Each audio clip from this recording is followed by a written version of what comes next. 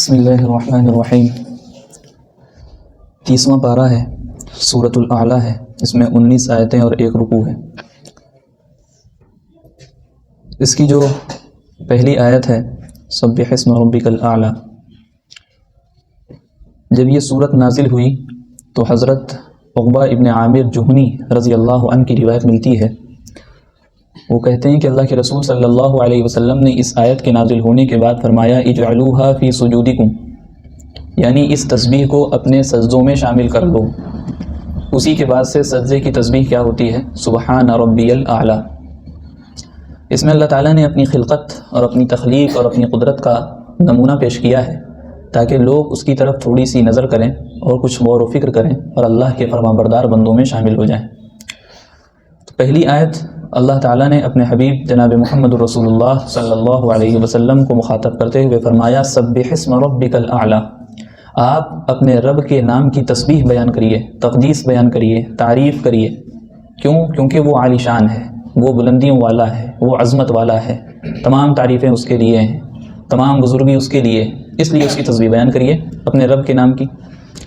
الذی خلق فسوی۔ اچھا، اس میں ایک چیز اور چیزیں پتہ چلتی ہیں۔ پہلی چیز، صحابہ میں سے جو بڑے صحابہ نام آتا ہے، حضرت عبداللہ ابن عباس، حضرت عبداللہ ابن عمر، حضرت عبداللہ ابن مسعود، حضرت عبداللہ ابن زبیر، یہ 4 عبداللہ عبادل اربع جن کو کہتے ہیں۔ اسی طریقے سے حضرت ابو موسیٰ رضی اللہ عنہم اجمعین، یہ حضرات جب یہ سورت پڑھتے تھے تو یا کوئی سنتے تھے کسی سے تو اس سے پہلے سبحان ربی الاعلیٰ کہتے تھے۔ تو سبحان ربی الاعلیٰ کہنا اس سورت کے سننے یا پڑھنے کے وقت یہ مستحب ہے، نماز میں نہیں، نماز کے علاوہ میں۔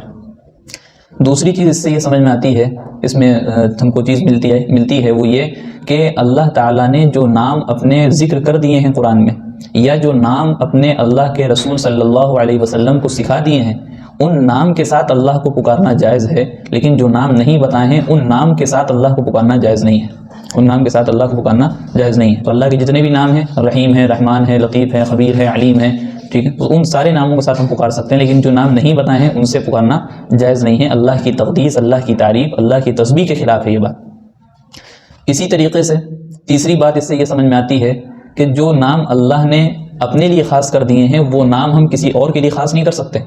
جیسا کہ آج ایک رواج چل پڑا ہے اور کثرت سے لوگ غفلت میں ہیں، غفلت کا شکار ہیں، اور ہم صبح شام گویا کہ گناہ میں ملوث ہیں۔ کیا کہ کسی کا نام عبد الرزاق ہے، کسی کا نام عبد الرحیم ہے، کسی کا نام عبد الرحمن ہے، ٹھیک ہے، تو ہم لوگ کیا کرتے ہیں، شارٹ فارم کے چکر میں، مختصر کے چکر میں عبد ہٹا دیتے ہیں، رحمان کہتے ہیں، رحیم کہتے ہیں۔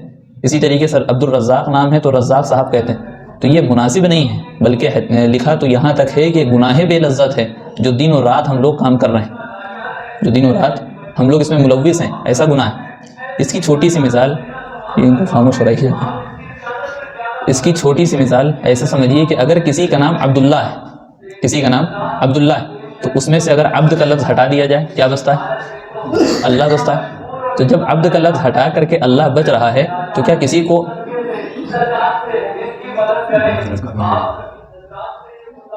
اصل بیان تو ان کا چل رہا ہے، تو بات چل رہی تھی، بات سمجھنے کی یہ ہے کہ کسی کا نام عبداللہ ہے، عبداللہ میں سے عبد ہٹا دیا جائے بچتا ہے اللہ، تو کسی کو ہم کیا عبد ہٹا کر کے اللہ کہتے ہیں؟ اللہ بھائی، اللہ ماموں، اللہ چچا نہیں کہتے۔ کیوں؟ کیونکہ وہ اللہ کا نام ہے۔ اسی طریقے سے رحیم بھی اللہ کا نام ہے، رحمان بھی اللہ کا نام ہے، رزاق بھی اللہ کا نام ہے، عبد الخبیر میں سے خبیر بھی اللہ کا نام ہے۔ اس کا ترجمہ یہ ہوتا ہے، مطلب یہ ہوتا ہے کہ جاننے والے کا بندہ۔ عبد الرحیم کا مطلب یہ ہوا کہ رحم کرنے والے کا بندہ۔ تو بندہ لگانا ضروری ہے۔ اگر کوئی بندہ نہیں لگا رہا ہو، کسی کو رحیم کہہ رہا ہے، حالانکہ رحیم اللہ ہے، رحمان کہہ رہا ہے، رحمان اللہ ہے، روزی دینے والا رزاق اللہ ہے، اور ہم کسی بندے کو کہتے ہیں رزاق، تو یہ گناہ ہے، گناہ بے لذت ہے جو دن و شام ہم سے ہو رہا ہے، جس سے ہم کو بچنا چاہیے۔ تو یہ 3 چیزیں اس پہلی آیت سے پتہ چلتی ہیں۔ الذی خلق فسوی، اللہ کون ہے؟ اللہ وہ ہے جس نے پیدا کیا، جس نے پیدا کیا اور ٹھیک ٹھیک پیدا کیا، ٹھیک ٹھیک پیدا کیا، اندازے سے، یعنی اس کو جو جس چیز کی جتنی ضرورت تھی اس حساب سے پیدا کیا۔ خلق کہتے ہیں، جو خلقہ لفظ آتا ہے اللہ کے لیے، خلق کہتے ہیں کہ اس طریقے سے پیدا کرنا کہ جو چیز بنائی گئی ہے اس کا کوئی بھی حصہ اس سے پہلے موجود ہی نہ ہو۔ مثال کے طور پہ اللہ نے ہمیں پیدا کیا، اللہ نے ہماری تخلیق کی ہے۔ کیا ہم جب اس دنیا میں نہیں تھے ہمارا کوئی وجود تھا؟ نہیں تھا۔ تو اللہ نے ایسا جو ہے انتظام کیا کہ ہم کو جو ہے عدم سے وجود بخش دیا، کہ ہمارا ذرہ بھی نہیں تھا لیکن اللہ نے پیدا کر دیا۔ ایک ہوتا ہے اختراع عربی میں، جس کو کہتے ہیں ایجاد کرنا، سائنس والے اور سائنسدان ایجاد کرتے ہیں بہت ساری چیزیں، کوئی گاڑی بنا رہا ہے، کوئی موبائل بنا رہا ہے، یہ سب بھی تو بنا رہے ہیں، تو ان کے لیے خلق کا لفظ نہیں آتا ہے عربی میں، ان کے لیے آتا ہے ایجاد کیا، اختراع کیا۔ مطلب یہ ہوتا ہے کہ اللہ نے جو چیزیں بنائی تھیں، لوہا تانبا زمین میں جو ہے بنایا تھا، ان چیزوں کو نکال کر کے، کاٹ کے، پیٹ کے جوڑ گئے، تب ان اللہ کی پیدا کی ہوئی چیزوں کو ملا کر کے تب انہوں نے ایک گاڑی بنائی۔ تو وہ ایسی چیز نہیں ہے جو اس سے پہلے وجود ہی میں نہیں تھی، وجود میں تھی، اللہ نے وجود بخشا تھا، لیکن ان تمام چیزوں کو ملا کر کے اگر کوئی پیش کر رہا ہے تو اس کو اختراع کہیں گے۔ اگر کسی چیز کا وجود ہی نہیں ہے دنیا میں، اس کا جو ہے کوئی سوچ ہی نہیں سکتا کہ یہ چیز بھی موجود ہے، اس چیز کو بنا دینا یہ اللہ کا کام ہے، جس کو خالق کہتے ہیں، خلق۔ تو الذی خلق فسوى، اللہ نے پیدا کیا، عدم سے وجود بخشا ہے، فسوى ٹھیک ٹھیک بنایا ہے، اندازے سے بنایا ہے، اور موزون موازنت رکھی ہے، برابری رکھی ہے۔ ہماری ناک آگے ہے، اللہ تعالیٰ چاہتے تو پیچھے بھی رکھ دیتے ہیں، لیکن کتنے بدے لگتے ہیں۔ ہم منہ میں اگر کوئی لقمہ لے جاتے ہیں تو ہم کو خوشبو لگ جاتی ہے، بدبو لگ جاتی ہے، اچھا ہے، خراب ہے، کیا ہے۔ ہمارا ہاتھ اتنا لمبا ہے، اللہ تعالیٰ چاہتے زمین میں گھسٹ رہا ہوتا، لیکن اللہ تعالیٰ نے اندازے سے پیدا کیا۔ اسی طریقے سے جو ہے ہم جانوروں کو دیکھتے ہیں، ان میں بھی اللہ تعالیٰ نے جو ہے اندازے سے پیدا کیا، بڑی اچھی تخلیق کی، کہ اگر ہم جو ہے اونٹ کے سر کا جتنا بڑا ہے اونٹ کا سر، اس سر پر اگر ہم جو ہے ایک امیجن کریں، تصور کریں کہ اس چھوٹے سے سر کی جگہ ہاتھی کا سر ہوتا بڑا سا، تو کیا ہوتا؟ اس کی تو گردن لٹک جاتی۔ تو اللہ تعالیٰ نے ہر چیز کو کیسے اندازے سے پیدا کیا، جس چیز کی جتنی ضرورت تھی اتنی پیدا کی۔ ہمارے جسم کے اندر خون بھی ہے، تھوک بھی ہے، بلغم بھی ہے، تمام چیزیں ہیں۔ خون کتنی اچھی چیز ہے، خون اگر نہیں ہوتا ہے تو انسان جو پریشان ہو جاتا ہے، بیمار پڑ جاتا ہے۔ خون جو ہے لینے کے لیے دوڑتا ہے، پریشان رہتا ہے کہ فلاں یونٹ مل جائے، فلاں جگہ سے مل جائے، اسی طریقے کا مل جائے۔ اگر یہی خون اللہ تعالیٰ بڑھا دیتے کہ ہم تھوک رہے ہیں تب بھی خون، بال کٹ رہے ہیں تب بھی خون بہ رہا ہے، ناخون کاٹ رہے ہیں تب بھی خون نکل رہا ہے، تبھی کتنی مصیبت ہو جاتی ہے ہمارے لیے۔ لیکن اللہ تعالیٰ نے اندازے سے بنایا، جس کی ضرورت تھی ہمارے جسم میں یا جو بھی چیزوں میں، اللہ تعالیٰ نے اسی حساب سے اس کو پیدا کیا۔ والذی قدر فہدی، پھر بنا کر کے چھوڑ نہیں دیا، اللہ تعالیٰ نے بنا کر کے چھوڑ نہیں دیا، بھول نہیں گیا کہ ہم نے چلو پہاڑ بھی بنا دیے، زمین بھی بنا دی، چاند سورج بھی بنا دیا، انسانوں کو بنا دیا اور بھول گئے، بھولے نہیں ہیں۔ اللہ تعالیٰ نے ہر چیز کو کام پر لگایا ہوا ہے، ہر چیز اپنے ایک مقصد کے لیے بنائی ہے، ہر چیز کو ایک مقصد کے لیے بنایا۔ سورہ یاسین میں بھی اور جگہ ہم کو آیتیں مل جاتی ہیں، والشمس تجری لمستقر لہا وکل فی فلک یسبحون وغیرہ، بہت ساری آیتیں ہیں کہ سورج بھی ایک اپنے کام پہ لگا ہوا ہے، کہ وہاں سے نکلتا ہے تو یہاں ڈوبتا ہے، پوری دنیا کو روشنی دیتا ہے۔ چاند بھی ایک ڈیوٹی کر رہا ہے، ستارے بھی ڈیوٹی کر رہے ہیں، سمندر بھی ڈیوٹی کر رہا ہے، سب لوگ اپنے کاموں میں لگے ہیں۔ تو اللہ تعالیٰ نے ہر چیز کو کام کے لیے بنایا، کوئی ڈیوٹی دی ہے، ہر کوئی کام کر رہا ہے، انسان بھی کر رہے ہیں، جانور بھی کر رہے ہیں، سب کر رہے ہیں۔ فہدا، کام کیسے کریں گے یہ بھی اللہ نے بتا دیا، پھر اسی حساب سے چلایا ہے، اسی حساب سے اللہ نے چلایا ہے، اور راستہ بتایا کہ انسان کو بتا دیا کہ نفع نقصان کیا ہے، تم کو اگر بھوک لگے گی تو کیسے کمانا ہے اور کیسے کھانا ہے۔ کون ہے کہ جو اسکول جا کر کے سیکھتا ہو کہ کھانا کیسے کھاتے ہیں؟ کوئی ہے؟ یہ تو انسانی فطرت ہے، اللہ تعالیٰ نے پہلے سے سکھا دیا۔ جانور کون سے ایسے جانور ہیں جو اسکول جاتے ہیں اور ان کو پتہ چلتا ہے کہ اگر کوئی اینٹا اٹھائے تو سمجھ جانا کہ کوئی مارنے آ رہا، بھاگنا ہے؟ کوئی سیکھتا ہے جا کر کے؟ کوئی نہیں سیکھتا۔ تو اللہ تعالیٰ نے یہ نظام بنایا ہے، والذی قدر فہدی، کہ ٹھیک ٹھیک بنایا، کاموں پہ لگایا، پھر وہ کام کیسے کرنا ہے یہ بھی اللہ نے سکھا دیا۔ اب رہی بات تعلیم کی، کہ کسی کالج میں، کسی یونیورسٹی میں، کسی مدرسے میں جا کر کے تعلیم حاصل کرنا، وہ ایک الگ چیز ہے، وہ ایک الگ میدان ہے، اپنی صلاحیت میں اضافہ کرنا ہے۔ جب تک کہ یہ سائنس وغیرہ کا نام نہیں تھا، حضرت آدم علیہ السلام اس دنیا میں پہلی مرتبہ آئے، اس دنیا میں جو ہے پہلے انسان اور پہلے نبی بنا کر بھیجے گئے، کیا اس وقت اللہ کی جو تمام چیزیں تخلیق کی ہوئی ہیں اس سے کوئی فائدہ نہیں اٹھا رہا تھا؟ سب لوگ فائدہ اٹھا رہے تھے۔ حضرت صالح علیہ السلام کی قوم کے لیے آتا ہے کہ وہ پہاڑوں کو تراش کر کے اپنے لیے عمارتیں بڑی بڑی بناتی تھیں، بڑی بڑی عمارتیں بنا لیتے تھے وہ لوگ۔ تو وہ انجینئر تھے، پتہ چلا کہ وہ انجینئر تھے۔ ضروری نہیں کہ آج کے دور میں جو کالج یونیورسٹی ہے تبھی وہ سائنس کی ترقی ہوئی ہے، یہ لوگ ترقی کر رہے ہیں، پہلے بھی کرتے تھے۔ وہ کیسے کرتے تھے؟ اللہ نے جو چیزیں بنائی، سائنس کا کام کیا ہے؟ سائنس کا کام یہ ہے کہ اللہ نے جو چیزیں بنا دی ہیں ان چیزوں سے فائدہ کیسے اٹھایا جائے۔ اللہ نے لوہا بنا دیا ہے، اب اس سے گاڑی کیسے بنائی جائے۔ اللہ نے جو ہے اسی طریقے سے لکڑیوں کو اگا دیا ہے، اب لکڑی سے دروازے کیسے بنائے جائے۔ یہ ایک ہنر ہے، ایک فطرت ہے، اللہ نے سکھائی ہے لوگوں کو۔ کچھ لوگ جلدی سمجھ جاتے ہیں، کچھ لوگ اپنا دماغ لگا کے سمجھتے ہیں، کچھ لوگ کو کالج یونیورسٹی جانا پڑتا ہے، کچھ لوگ کو کورس کرنا پڑتا ہے، جیسا کہ آج عام رواج ہو گیا، لیکن پہلے تو کالج یونیورسٹی نہیں تھے۔ تو اللہ تعالیٰ نے لوگوں کے اندر اتنی صلاحیت دی تھی، اور ہر زمانے کے اعتبار سے جیسے جیسے انسان آگے بڑھ رہے ہیں اور انسان آ رہے ہیں، اللہ تعالیٰ انسانوں کے ذہنوں کے حساب سے ویسے ہی تمام وسائل اور ذرائع پیدا کرتے رہتے ہیں، وسائل اور ذرائع پیدا۔ اس کی ایک چھوٹی سی مثال یہ سمجھ لیجئے کہ صحابہ رضی اللہ عنہم کے دور میں لکھنا پڑھنے کا رواج اتنا نہیں تھا، کاغذ قلم اتنا نہیں تھا، جب لکھنے کا اتنا دور نہیں تھا تو اس وقت جو ہے حافظہ جو ان لوگوں کا ہوتا تھا، یاد کرنے کی صلاحیت جو ہوتی تھی وہ زبردست ہوتی تھی، کہ ایک مرتبہ جو دیکھ لیتے تھے وہ ان کے ذہنوں میں سالوں رہتا تھا۔ یہ آج ہمارے سامنے جو روایتیں ہیں وہ اپنے موبائل میں تھوڑی نہ لکھتے تھے، موبائل کا زمانہ نہیں تھا، ان کے پاس کاپی قلم نہیں تھا کہ ہم نے اللہ کے رسول سے یہ حدیث سنی ہے جلدی سے لکھ لیں۔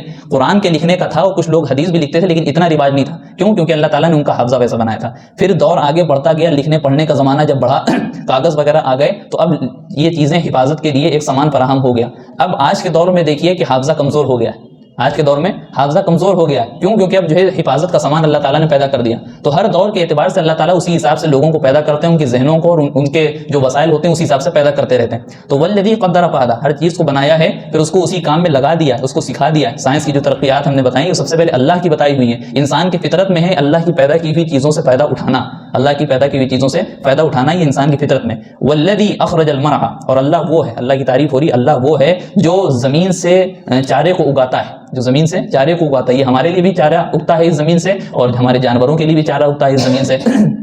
تو اللہ ہی اگانے والا ہے.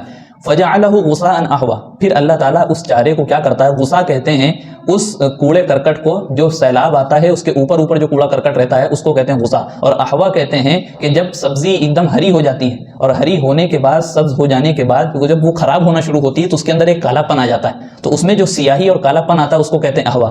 اللہ تعالیٰ نے پہلے کہا کہ ہم نے ہی یعنی اللہ ہی نے زمین سے سبزیوں کو اگایا، اس کے بعد اللہ ہی اس کو کوڑا کرکٹ اور سیاہ بنا دیتا ہے، کالا بنا دیتا ہے.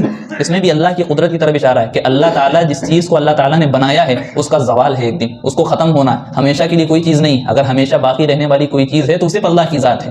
انسانوں کو بھی اس میں اشارہ دیا گیا کہ تمہاری جوانی اگر موجود ہے تو یہ نہ سمجھنا کہ جوانی ہمیشہ رہے گی. تم خوبصورت ہو تو اس کا مطلب یہ نہیں کہ تم ہمیشہ خوبصورت رہو گے. تمہارے پہ بڑھاپا آئے گا، تمہارے اوپر بڑھاپا اور کمزوری آئے گی، تم کو قبر میں بھی جانا ہے، تمہاری موت کا بھی وقت آئے گا، ہمیشہ زندہ نہیں رہو گے، تمہارے کاروبار ہمیشہ ایسے نہیں چلیں گے، تم جس مکان میں ہو ہمیشہ یہ مکان باقی نہیں رہے گا، تم جس کاروبار یا جو بھی کام کر رہے ہو ہمیشہ وہ چیز بہرحال باقی نہیں رہتی. ایک دن اس کے جو ہے اختتام ہوتا ہے، انتہا ہوتی ہے، اس کا خاتمہ ضرور طے ہے ہر چیز کا سوائے ایک ذات کے. وہ کون سی ذات ہے؟ اللہ کی ذات ہے. کل من علیہا فان ویبقى وجہ ربک ذی الجلال والاکرام، کہ ہر چیز کو فنا ہو جانا ہے سوائے اللہ کی ذات کے، اللہ کی ذات باقی رہے گی. تو اس میں یہ چیز اشارہ مل گیا. دو آیتیں اور دیکھ لیجئے. سنقرئک فلا تنسى، اللہ کے رسول صلی اللہ علیہ وسلم پر جب وحی نازل ہوتی تھی، حضرت جبرائیل علیہ السلام لے کر کے آتے تھے تو اللہ کے رسول گھبراتے تھے. گھبراہٹ اس چیز کی ہوتی تھی کہ کہیں ہم یہ وحی جو نازل ہوئی ہے قرآن کی آیت ہم بھول نہ جائیں. اس لیے جبرائیل علیہ السلام جب پڑھ کر کے سناتے تھے تو اللہ کے رسول ساتھ ساتھ میں پڑھتے رہتے تھے، جلدی جلدی پڑھتے تھے. تو اللہ تعالیٰ نے یہاں پہ یہی چیز کہی کہ سنقرئک فلا تنسى، ہم آپ کو پڑھائیں گے، آپ جو ہے بھولیں گے نہیں، ہم آپ کو پڑھائیں گے، آپ بھولیں گے نہیں. یعنی ایک طرح سے اشارہ دے دیا کہ آپ کے لیے اتنا مشکل نہیں ہے قرآن یاد کرنا، شریعت کا سمجھنا مشکل نہیں ہے. ہمارے لیے بھی اس میں اشارہ کہ شریعت کا سمجھنا مشکل نہیں اگر توفیق الہی ہے، اگر ہم توفیق الہی کے طلبگار ہیں، اللہ سے مدد مانگ کر کے کوئی چیز یاد کر رہے ہیں، کوئی چیز سمجھ رہے ہیں، تو سنقرئک فلا تنسى، ہم آپ کو پڑھائیں گے، آپ بھولیں گے نہیں، آپ اس کو کبھی آپ کے اندر ذہن سے ختم نہیں ہوگی. جبرائیل امین چلے جائیں گے، آپ آسانی کے ساتھ قرآن کی جو آیت نازل ہوئی ہے وہ صحابہ کو سنا سکتے ہیں، سمجھا سکتے ہیں. آگے ایک لفظ ارشاد فرمایا کہ الا ما شاء اللہ، سوائے ان چیزوں کے جس کو اللہ تعالیٰ چاہ لیں، یعنی اللہ تعالیٰ جس کو بھلانا چاہیں بھلا دیں. انه يعلم الجهر وما يخفى، کیونکہ اللہ تعالیٰ ظاہری چیزوں کو بھی جانتا ہے اور پوشیدہ چھپی ہوئی چیزوں کو بھی جانتا ہے. یہاں پہ ایک سوال پیدا ہو سکتا ہے کہ اللہ تعالیٰ جس کو چاہتے ہیں آیت کو وہ بھلا دیتے ہیں، تو کیا پتہ ہمارے پاس قرآن نعوذ باللہ جو موجود ہے اس میں کوئی چیز چھوٹی بھی ہے؟ ایسا نہیں ہے، بلکہ ایک آیت ہوتی ہے ناسخ اور ایک ہوتی ہے منسوخ کچھ حکموں میں. مطلب یہ ہے کہ اللہ تعالیٰ نے اسلام کی شروعات میں کوئی حکم نازل فرمایا، پھر وہ حکم کو ختم کر کے دوسرا حکم نازل فرمایا اس کے خلاف. تو جو پہلے والی آیت نازل ہوئی تھی، پہلا جو حکم نازل ہوا تھا وہ منسوخ ہوا، اور جو بعد میں حکم نازل ہوا تو اس کو ناسخ کہتے ہیں. مثال کے طور پر پہلے شراب پی جاتی تھی، ہم سب جانتے ہیں شراب صحابہ کے دور تک پی گئی. اس کے بعد جب شراب حرام ہوئی تو ایک دم سے حرام نہیں ہوئی. پہلے کیا کہا گیا کہ بھئی جب نماز کی حالت میں ہو تو نماز کے پہلے یہ کہا گیا کہ شراب پینے سے اور جوا کھیلنے سے جتنا فائدہ ہے اس سے زیادہ گناہ ہے، اس سے زیادہ نقصان ہے. یہ کہہ کر کے کچھ لوگ رک گئے. پھر دوسری ایک آیت نازل ہوئی بلا تقربوا الصلاۃ وانتم سکارا، کہ نماز سے قریب نہ جاؤ اس حال میں کہ تم شراب کی حالت میں، نشے کی حالت میں ہو. تو نماز کے وقت شراب منع کر دی گئی. تو اسی کے بعد جو آخری آیت نازل ہوئی تیسرا حکم ہے کہ بھئی شراب اب حرام ہے، شراب نجس ہے. تو یہ دھیرے دھیرے کر کے جو حکم نازل ہوئے پہلے والے حکم کو توڑتے گئے. تو جب آخری حکم نازل ہوا تو جو والا حکم تھا کہ نماز کے قریب نشے کی حالت میں نہ جاؤ، تو اب سارا وقت جو ہمارا گزرے گا وہ نشے سے پاک گزرے گا آخری آیت کی روشنی میں. تو ایک ناسخ ہوتی ہے، ایک منسوخ ہوتی ہے. تو اللہ تعالیٰ کبھی ایسا بھی کرتے ہیں کہ کوئی حکم کوئی آیت امت کے موافق نہیں ہے، اللہ تعالیٰ مصلحت سمجھ رہے ہیں تو اللہ کے رسول اور مسلمانوں کے ذہن سے بھلا دیتے تھے، مصلحت کے تحت بھلا دیتے تھے. بعض حضرات نے اس میں یہ بھی معنی لیے ہیں کہ کبھی کچھ دیر کے لیے بھول گئے تھے اللہ کے رسول صلی اللہ علیہ وسلم، کیونکہ انسان تھے، بہرحال انسان تھے، تو کبھی کچھ دیر کے لیے اللہ تعالیٰ بھلا دیتے تھے. ایک مرتبہ اللہ کے رسول صلی اللہ علیہ وسلم نماز پڑھا رہے تھے، کوئی آیت جو ہے بیچ میں بھول گئے. حضرت ابی ابن کعب رضی اللہ عنہ پیچھے کھڑے تھے، وہ کاتبین وحی میں سے، جب وحی اترتی تھی تو وہ جلدی قرآن لکھتے تھے. تو انہوں نے پہلے سوچا، انہوں نے ٹوکا نہیں، یعنی لقمہ آج کل ہم لوگ دے دیتے ہیں، لقمہ نہیں دیا. انہوں نے سوچا شاید یہ آیت منسوخ کر دی گئی ہے اللہ کی طرف سے، اس وجہ سے انہوں نے ٹوکا نہیں. نماز کے بعد پوچھا کیا یہ آیت منسوخ ہو گئی ہے؟ تو اللہ کے رسول صلی اللہ علیہ وسلم نے کہا نہیں، منسوخ نہیں ہوئی ہے، بلکہ ہم بھول گئے ہیں. ہم نماز میں بھول گئے تھے تو دوبارہ جب نماز پڑھائی گئی تھی یعنی کسی اور موقع پر تو وہ آیت پھر سے پڑھی گئی. تو اس کا مطلب یہ بھی ہو سکتا ہے کہ کبھی تھوڑی دیر کے لیے وہ بھی اللہ کے رسول بھی آیت بھول سکتے ہیں. اس کا مطلب ہرگز یہ نہیں ہے کہ قرآن ہمارے پاس جو موجود ہے اصلی شکل میں موجود نہیں ہے. قرآن ہمارے سامنے اصلی شکل میں موجود ہے اور اللہ تعالیٰ کا یہ احسان ہے سنقرئک فلا تنسیٰ کہ اللہ نے پڑھایا ہے کہ اللہ کے رسول بھولے نہیں اس قرآن کو. ٹھیک ہے, تو یہ چند چیزیں تھیں, اس میں ہم کو اشارے ملتے ہیں کہ ہم کو بھائی ہماری جوانی ہے, ہماری عمر ہے, ہماری زندگی ہے, تو یہ زندگی ہماری ختم بھی ہونی ہے, قبر میں بھی جانا ہے, ہمارا زوال بھی آئے گا, تو ہم کو اس کی تیاری کرنا ہے. اور کس کے لیے تیاری کرنا ہے؟ الذی خلق فسویٰ, جس نے پیدا کیا, ٹھیک ٹھیک بنایا, پھر اس کو ہر چیز کو اپنے کام پہ لگا دیا, پھر اس کے حساب سے چلایا, اور جس نے چارے کو نکالا. ہم کو اس کی عبادت کرنی, اس کی فرما برداری کر کر کے یہ زندگی کو گزارنا ہے اور یہ دنیا سے یہاں سے جانا ہے. اللہ تعالیٰ سے دعا ہے کہ اللہ تعالیٰ ہم سب کو آخرت کی فکر, موت کی تیاری نصیب فرمائے. آمین. وآخر دعوانا ان الحمد للہ رب العالمین. ویڈیو اگر اچھی لگی ہو تو لائک کریں, شیئر کریں اور چینل کو سبسکرائب کرنا نہ بھولیں, اور ساتھ ہی ساتھ بیل آئیکن کو پریس کریں تاکہ نئی ویڈیو کی نوٹیفیکیشن آپ کو ملتی رہے.